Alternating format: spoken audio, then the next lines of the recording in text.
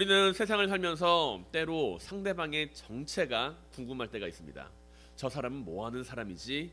라고 하는 그 정체가 궁금할 때가 있다는 거죠. 처음 사람을 딱 마주했을 때 그 사람의 정체가 궁금할 수 있습니다.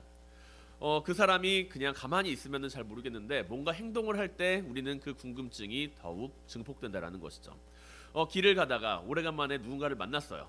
누군가를 만났는데 그 친구가 갑자기 내가 모르는 행동을 하고 있어요. 그러면 우리는 그 친구의 정체가 궁금합니다. 오래간만에 만났는데 저 친구가 뭔가 새로운 학교를 가서 뭔가를 배웠거나 아니면은 새로운 장사를 시작했거나 사업을 시작했거나 그러니까 저런 이야기를 하겠거니 라고 생각을 하게 된다는 것이죠. 우리가 상대방에 대해서 궁금증을 가지게 되는 요인, 그 요인 가운데 한 가지는 바로 그 사람의 행동에 있다라는 겁니다. 그리고 그 행동으로 말미암아 우리는 상대방이 어떤 사람인지에 대해서 판단하게 될 때가 많다라는 것이죠. 무협 소설 좋아하시나요 혹시? 무협 소설 별로 안 좋아하세요? 그럼 아침 드라마 좋아하세요? 아침 드라마 같은 거 보면은 이제 한 번쯤 이제 주인공들이 마주하는 상대방의 정체가 궁금하지 않나요? 다른 사람들은 다 알고 있는데 주인공만 모르는 그 정체. 독자들은 다 알고 있는데 주인공만 저 사람을 모르는 그 정체. 저 사람이 이제 여기 눈 밑에다가 점을 찍고 나온 거랑 점을 지우고 나왔는데 그것을 몰라보는 주인공은 도대체 무슨 정신머리를 가지고 살아가는 건지. 근데 주인공은 왜 그 사람의 행동을 몰랐을까요? 왜 모른다고 생각을 하세요? 점이 있고 없고를 구분하지 못해서 뭐 그럴 수도 있죠. 안면인식 장애가 있어서 그럴 수도 있습니다. 그런데 아마도 그 사람이 내가 생각하지 않는 행동을 해서 그래서 그 주인공이 상대방을 몰라보는 경우가 더욱 많다는 거예요. 주인공이 위기에 빠졌어요. 위기에 빠졌는데 원수 집안의 아들이 도와줍니다. 그리고 둘은 사랑에 빠져요. 어떻게 저거를 몰라볼 수가 있어요? 라고 어린 시절에 그렇게 같이 봤던 사람인데 그렇게 행동을 하지만 우리는 사람의 행동에 대해서 그 마음을 열고 상대방의 얼굴보다 그 행동을 마주할 때가 많다라는 것이죠. 우리는 수없이 많은 상황 가운데서 여러 사람들을 마주합니다. 그리고 첫 번째로 우리는 첫인상이라는 것을 통해서 그 사람에 대해서 많은 것을 판단을 내리죠. 그런데 그 첫인상에 대한 열의 한 9개는 그 사람이 처음에 한 행동으로 말미암아 이루어지게 된다는 겁니다. 처음에 봤을 때 이제 그 사람이 잘생긴 사람이에요. 그리고 뭔가 똑똑해 보여요. 그런데 갑자기 부산 사투리를 씁니다. 부산에서 왔나? 부산에서 열심히 공부를 했나 보구나. 그리고 나서 행동도 좀 과격해요. 그러면 우리는 그 사람에 대한 첫인상을 그런 모습으로 그려나간다는 거죠. 누구든 처음 딱 봤을 때부터 내가 아무 말도 안 하고 그냥 가만히 이렇게 앉아있는 사람, 첫인상 그것으로 결정이 됩니다. 활달하게 행동하는 사람 그것으로 결정이 됩니다. 왜냐하면 우리는 그 자리에 존재함으로써 어떠한 행동을 하게 되기 때문이라는 것이죠. 가만히 있는 행동을 하든 활발하게 움직이는 행동을 하든 말을 많이 하는 행동을 하든 누군가를 만났을 때 우리는 그 사람에 대한 행동을 바라보고서 그 사람에 대한 생각을 가지게 된다는 겁니다. 그렇다면 이제 우리가 그 행동을 하게 될 때 그 행동은 어떻게 이루어질까요? 행동이라고 하는 것은 선택입니다. 선택이라는 거죠. 내가 지금 어떠한 행동을 한다라는 것은 어떠한 말을 한다라고 하는 것은 내가 가지고 있는 선택에 따라서 그러한 말이 나올 때가 있다라는 거예요. 물론 습관적으로 나온 말도 있지만 우리가 습관적으로 하는 말을 제외하고서 우리가 상대방을 대할 때 하는 이야기들은 내가 가지고 있는 선택과 내가 선택하는 그 단어들과 말들과 그런 것들을 통해서 표출이 된다는 거죠. 우리는 선택이라고 하는 것을 통해서 나의 행동을 결정합니다. 처음 이제 학기가 시작해서 학생들이 자리에 앉아 있고 나도 그 자리에 앉아 있을 때 나는 저 사람들과 함께 어울리기 위해서 어떤 행동을 할 것인가 우리는 거기서 결정을 내려야만 해요. 누군가를 만났을 때 저 사람에 대해서 내가 인사를 할 것인가 아니면 인사를 하지 않을 것인가 결정을 내려야 합니다. 그리고 우리가 내리는 그 선택은 우리가 가지고 있는 행동 원리에 따라서 결정이 된다는 거예요. 나는 선택을 아무렇게나 하지 않습니다. 내가 가지고 있는 행동 원리에 따라서 그것을 결정하게 된다는 거예요. 내가 이 상황에서 어떠한 행동을 가지는 것이 더 올바른 것인가에 대해서 우리는 고민을 한다는 거죠. 마약을 하는 친구가 있어요. 마약을 하는 친구가 있는데 그 친구를 도와주는 것에 대해서 사람들은 다 다양한 선택을 하게 되기 마련입니다. 이 사람을 갖다가 경찰에다 신고하는 것을 좋다라고 생각하는 사람이 있고 그것을 갖다가 저 사람을 잘 타일러서 그것을 끊게 만드는 것이 좋다라고 생각하는 사람도 있을 거예요. 하나의 사건에 대해서 사람들은 각자가 가지고 있는 행동 원리에 따라서 자신에 대한 선택을 하기 마련이고 그 선택은 행동으로 표출된다라는 것입니다. 그렇기에 우리는 행동을 보게 되면 그 사람의 됨됨이를 볼 수 있다라고 이야기를 해요. 그래서 우리는 어떤가요? 욕을 많이 하는 사람들, 폭력적인 사람들, 그런 사람들과는 가까이 하고 싶지 않잖아요. 왜? 왜 그럴까요? 그 사람이 나한테도 그렇게 행동을 할 것 같으니까. 그리고 더 나아가서 그 사람의 본성이 그렇게 선해 보이지 않으니까요. 우리는 어떠한 선택과 그 선택에 따른 행동을 하며 살아가고 있습니까? 내 삶에 있어서 내 선택을 만들어가는 그 행동의 원리는 과연 무엇인가요? 그리고 주님께서는 어떠한 원리를 통해서 행동을 하고 계십니까? 유대 종교 지도자들은 한 가지 결정을 내립니다. 자신들이 선택을 해요. 이 예수라고 하는 존재를 죽여야겠다. 돌로 쳐 죽여야겠다라고 하는 선택을 합니다. 우리가 지난 시간에 수요 말씀 사원에서 함께 말씀을 나눴어요. 왜 주님을 죽이고자 했는가? 신성모독이다. 그 이유죠. 예수님께서 쭉 이야기를 해요. 누구다 인자에 대해서 쭉 설명을 하시는데, 근데 이제 사람들이 와서 질문합니다. 예수님이 당신이 누군지 좀 알려주세요. 정확히 좀 이야기 좀 해봐요. 억지로 이야기를 합니다. 그렇게 이야기를 했는데도 듣지도 않고 또 그렇게 이야기를 해요. 신성모독이라고 하는 그런 죄를 뒤집어 씌우기 위해서.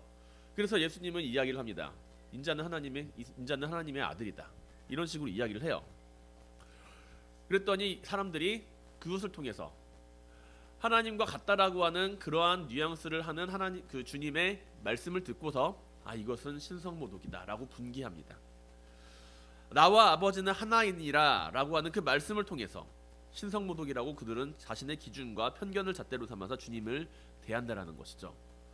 주님께서는 나와 아버지는 하나이니라 라고 그들에게 직접적으로 이제 이야기를 합니다. 삥 애둘러서 이제 이야기를 하다가 인자는 양의 문이다, 선한 목자다, 뭐 내 양은 뭐 내 목소리를 따른다 그러다가 못 알아들으니까 결국엔 이제 다이렉트로 돌직구를 하나 딱 날리는 거죠.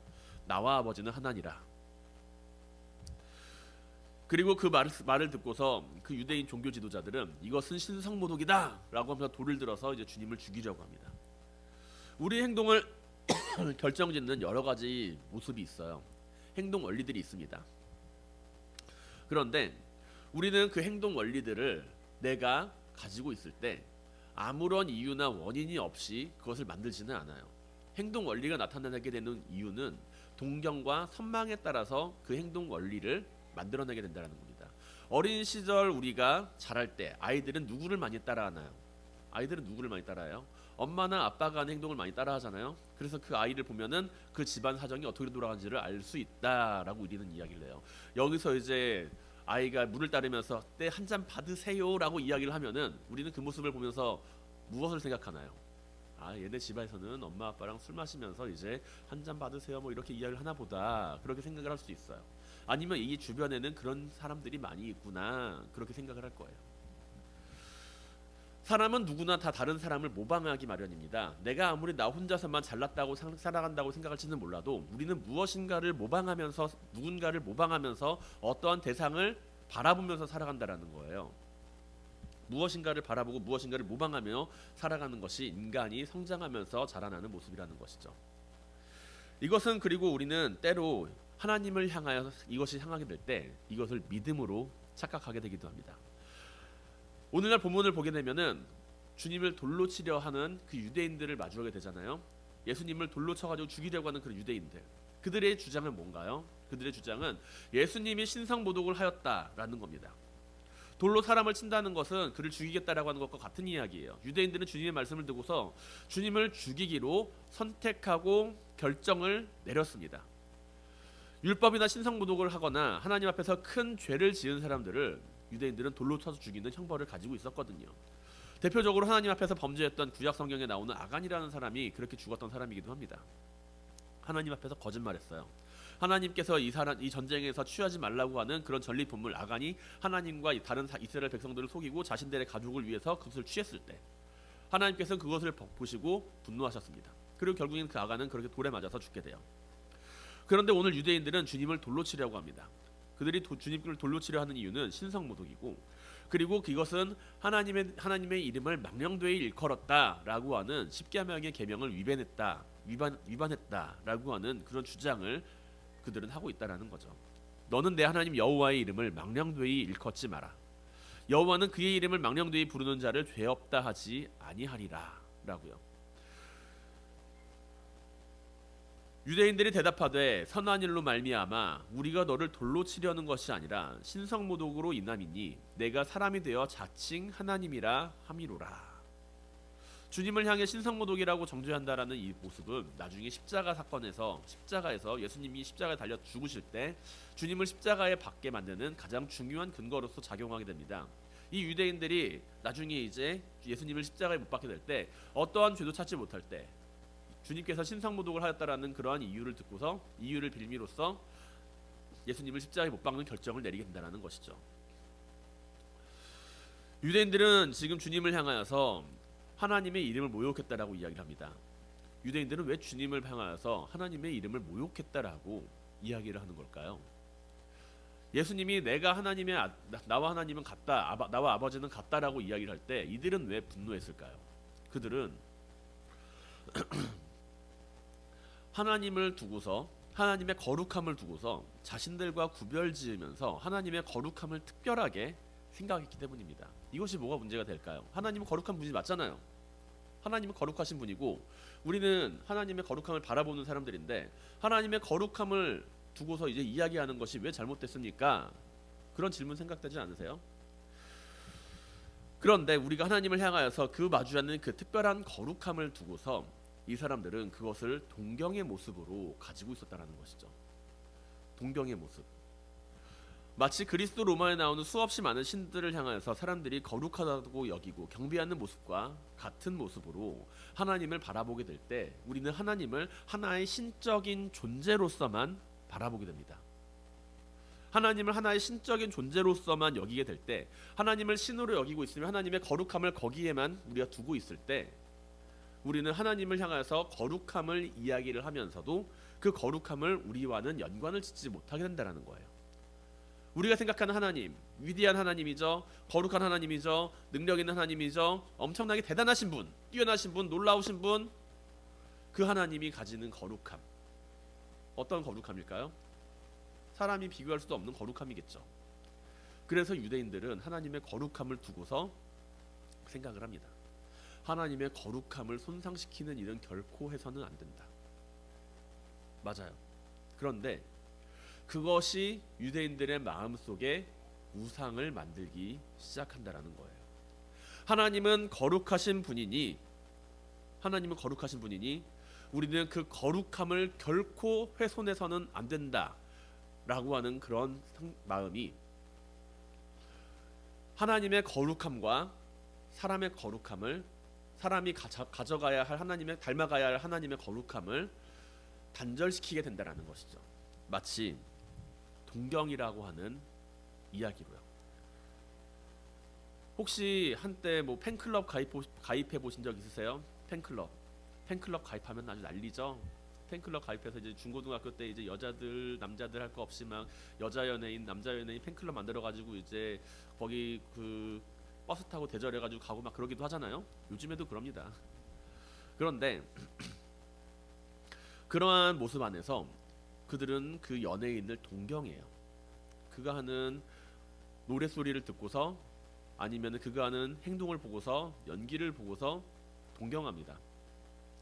그런데 그 동경이라고 하는 그 모습 안에서 그들은 자신들이 보고 싶은 부분만을 바라보게 된다는 거예요.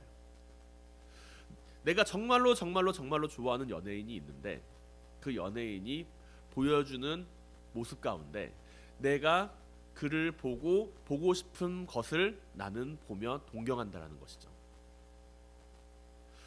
심지어는 그래서 그런 우스갯소리도 있잖아요. 여자 아이돌 연예인은 화장실도 안 가요. 혹시 들어보신 적 없으세요? 대통령님은 화장실 갈까요? 여자 연예인 화장실 갈까요? 내가 이제 사람들에게 우상으로 떠받쳐지기 위해서 사람들의 동경을 받는 존재라고 한다면 그들 앞에서 항상 늘 조심하고 조신하게 행동을 하고 나의 가장 더러운 부분은 보여주지 않으려고 하면서 그 사람들이 원하는 이미지를 만들어가는 것이 바로 우리가 따라가는 연예인들의 모습이라는 것입니다. 그럴 때가 많이 있어요. 무조건 100% 그렇다는 건 아니지만 그러한 모습으로 만들어진 이미지 메이킹을 할 때가 많이 있다라는 거죠. 근데 지금 생각해보면 어떠세요? 내가 그렇게 따라갔던 연예인들, 그렇게 바라봤던 연예인들 어떤가요? 그들도 다 사람이었어요. 내가 보고 싶은 부분만 봤을 때 나는 그 연예인에게 내가 가장 원하는 부분만을 투영시키고 있었을 뿐이었고 그는 온전히 그런 존재가 아니었다라는 거죠. 그런데 우리가 하나님을 믿는다라고 이야기를 하면서 하나님을 믿는다라고 말하면서 우리는 이러한 동경의 모습의 믿음을 가지고 있을 때가 많다는 겁니다. 자신이 가장 원하는 하나님의 모습, 가장 우러러보는 사람을 향한 동경과 애착처럼 우리는 하나님의 모습을 바라볼 때가 있다는 거죠. 그리고 유대인들도 이렇게 하나님을 바라봤다는 거예요. 하나님께서는 유대인들에게 율법을 주셨고 그 율법을 통해서 자신들의 그 유대인들은 그 율법을 통해서 자신들만의 하나님을 만들어갔다는 겁니다. 그 하나님을 모욕하는 것, 자신들이 만든 율법 안에서 존재하는 그 하나님을 모욕하는 것을 그들은 견디지를 못했다는 거죠. 하나님의 거룩함을 따라 살아가고자 스스로에게 규칙을 만들고 그것을 거룩하다라고 여기는 가운데 그들은 자신들 안에서 새로운 하나님을 만들어내고 결국에 자신들이 만든 믿음에 갇혀서 스스로 살아가게 되었다라는 이야기입니다. 하나님은 그런데 어떠한 분이신가요? 하나님은 자신이 가장 거룩하다라고 생각되는 그런 부분만 우리에게 보여주시는 분인가요? 그런 게 아니라는 거죠. 하나님은 완전하신 분입니다. 하나님은 완전하시고 전지전능 무소불위하신 분이에요. 하나님은 그럼에도 불구하고 하나님은 늘 인간들을 살피시며 그 기도를 듣기를 원하시는 분입니다. 그렇게 하나님은 이스라엘 백성들을 출애굽시키시며 거룩함에 대하여 말씀하세요. 레위기 11장 45절에서 나는 너희의 하나님이 되려고 너희를 애굽 땅에서 인도하여 낸 여호와라. 내가 거룩하니 너희도 거룩할지어다 라고요. 하나님은 거룩함을 결코 인간과 단절시켜서 생각하려고 하지 않으십니다. 하나님은 하나님의 그 거룩하신 성품을 우리가 닮아갈 수 있기를 원해요. 사람은 거룩해질 수는 없습니다. 그러나 하나님은 하나님의 거룩함을 바라보면서 사람들이 그러한 거룩한 삶을 살아가게 되기를 원하신다라는 거죠. 우리는 결코 하나님을 범접할 수 없는 거룩한 분으로 여기지만 그럼에도 불구하고 하나님은 우리를 향하여 내가 거룩하니 너희도 내 백성으로서 거룩하게 살아가라 라고 말씀하십니다. 이것은 참으로 놀라운 말씀이에요. 왜냐하면 하나님께서 보여주시는 그 거룩함이라고 하는 것, 그것을 우리가 닮아갈 수 있도록 허락하셨다는 것이죠. 그리고 그것을 가장 잘 보여주신 분이 바로 예수 그리스도고요. 하나님은 우리가 하나님을 동경하는 것을 원하시는 분이 아닙니다. 하나님을 바라보면서 그 동경하는 마음에 내가 원하는 하나님의 모습을 내가 마음속에서 품고 살아가는 것이 아니라 하나님 그 자체를 온전히 믿고 따라가기를 원하시는 분이라는 것이죠. 우리는 하나님의 거룩함을 바라보면서 그 거룩함을 지키기 위해서 내 안에 나만의 새로운 하나님을 만드는 것이 아니라 하나님이 원하시는 거룩함이 무엇인지를 생각하고 그 거룩함을 따라가야 한다라는 것입니다. 사랑하는 성도 여러분, 우리가 하나님을 따르며 하나님이 원하시는 거룩한 삶을 살아갈 수 있게 되기를 바랍니다. 믿음 자체는 우리를 거룩하게 하지 않아요. 우리가 하나님을 믿는다라고 하는 그 믿음 자체는 우리를 거룩하게 하지 않아요. 그러나 우리가 하나님을 온전히 믿고 따라갈 때 하나님께서는 우리의 그 믿음을 바라보시며 우리를 의롭다고 하나님께서 여겨주신다는 겁니다. 하나님은 모세를 통해서 십계명을 주시며 나 외에는 다른 신을 섬기지 말아라고 이야기를 하십니다. 그러나 우리는 우리 안에 끊임없이 새로운 하나님을 만들어내죠. 심지어 내가 믿고 있는 하나님의 가장 좋은 부분만을 뜯어내서 그것을 내 마음속에 담고서 이것이 하나님이야라고 이야기를 할지도 모릅니다.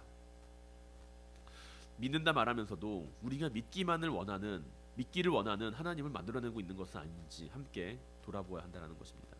하나님은 거룩하신 분, 하나님은 전능하신 분, 이러한 말을 듣고서 우리가 내 안에서 새로운 하나님을 만들어내고 있지는 않나요? 내가 생각하는 하나님, 내가 만들어낸 하나님이 아닌 우리를 창조하신 하나님, 우리를 인도하시는 하나님을 신뢰하고 믿음을 가지고 살아갈 수 있게 되길 바랍니다. 믿음이란 하나님의 형상을 내 안에 가두어 두는 것이 아니라 온전한 하나님을 따라가는 모습입니다. 내가 원하는 하나님이 아니라 하나님이 원하는 내가 될 수 있기를 주님의 이름으로 간절히 축원드립니다.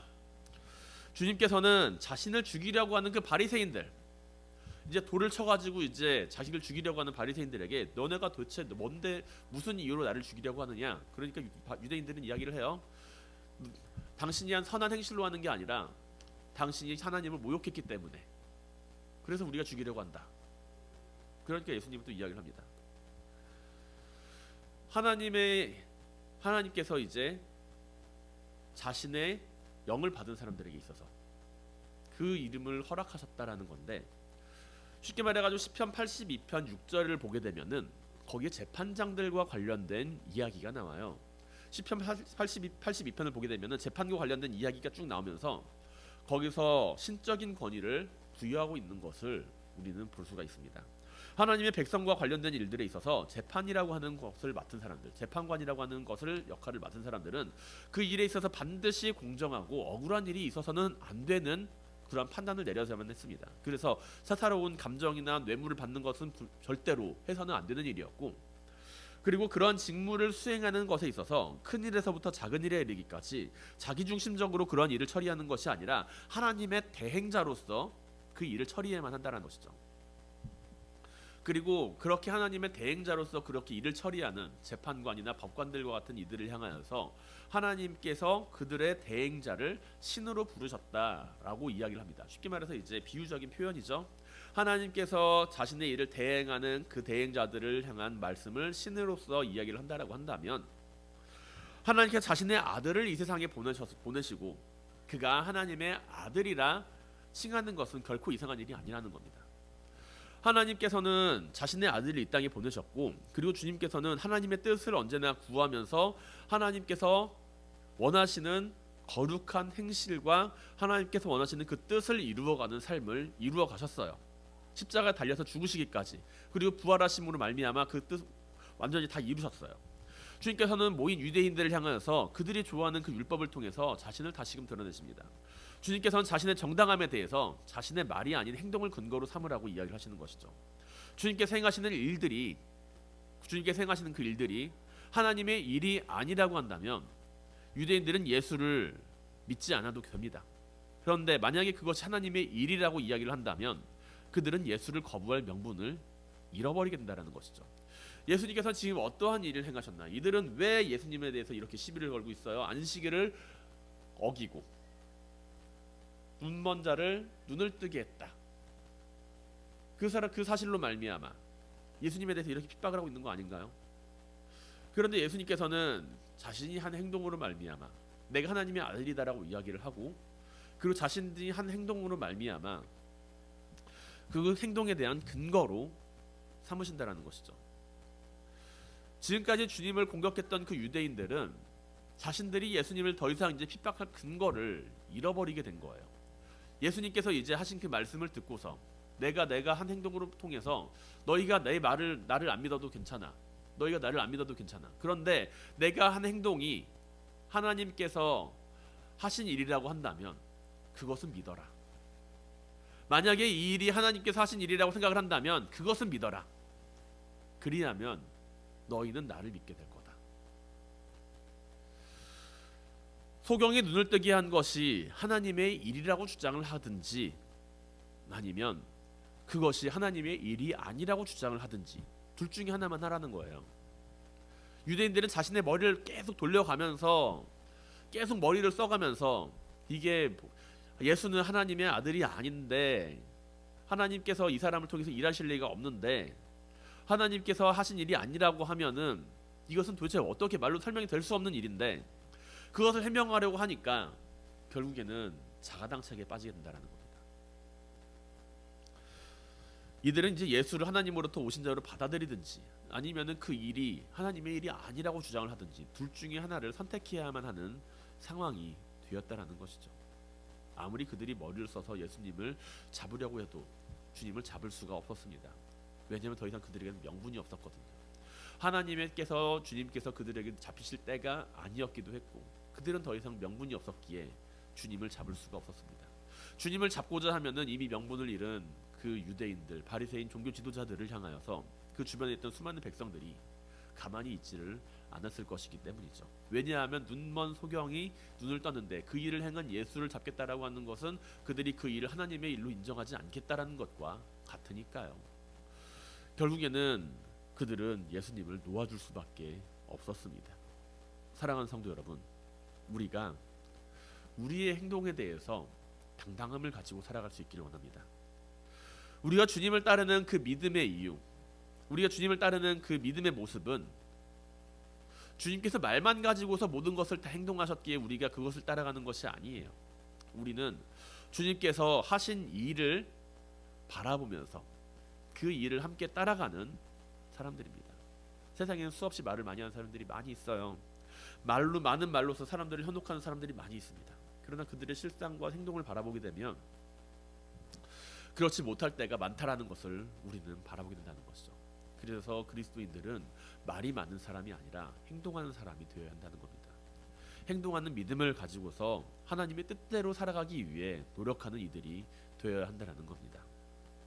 선지자는 그 행함의 열매로 알 것이다 라고 하는 성경의 말씀이 있는 것처럼 우리도 우리의 믿음을 말로써 증거하는 것도 중요하지만, 내가 말로써 내 믿음을 고백하는 것도 중요하지만, 내가 말로써 나의 믿음을 고백한다면 그러면 그 다음에는 우리가 그 말에 대한 행동으로서 사람들에게 우리 자신의 정당성을 증거할 수 있어야 한다는 거예요. 우리가 하나님의 뜻대로 행하고 살아갈 때 그 행한 것들이 우리를 향해 대적하는 대적자들을 물리칠 수 있는 큰 무기가 될 수 있기 때문입니다. 때로는 이웃에게 오해를 받기도 하고 속임수에 빠져서 힘이 들 때도 있고 고난을 마주할 때도 있을 거예요. 그러나 하나님의 뜻대로 살아가는 자, 그 뜻대로 합력하여 선을 이루는 모든 자들에게는 모든 것이 합력하여 선을 이루느니라 라고 하는 그런 말씀처럼 그 일을 행하는 사람들에게는 그 일들로 말미암아 그 일이 가장 큰 무기가 되고 하나님의 뜻대로 살아가는 것이 가장 큰 무기고 가장 큰 힘이 된다라는 것을 우리는 반드시 기억해야만 합니다.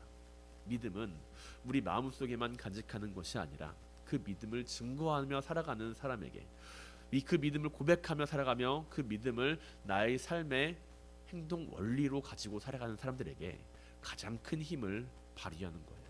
우리가 언제나 하나님의 뜻대로 살아가며 그로 말미암아 많은 사람들에게 우리의 행동에 대해서 당당함을 가지고 하나님을 증거할 수 있는 모든 성도님들이 될 수 있기를 주님의 이름으로 간절히 축원드립니다.